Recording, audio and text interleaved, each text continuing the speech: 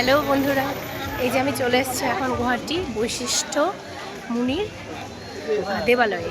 তো এই যে চলো তোমাদের সাথে দেখাচ্ছি, মানে বৈশিষ্ট্য মন্দির আর কি।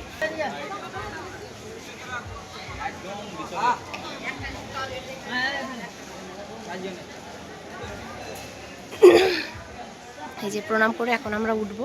এই মন্দিরেই রয়েছে খুব সুন্দর ঝর্ণা।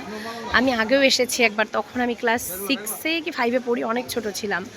আমার বাবা মা ভাই, আমার পিসির ছেলে, আমার দাদা, আমার রাজু দাদা, ও এসেছিল, ওর কথা মনে পড়ছে এবার এসে। যাই হোক, তো চলো যাওয়া যাক মন্দিরের ভেতরে।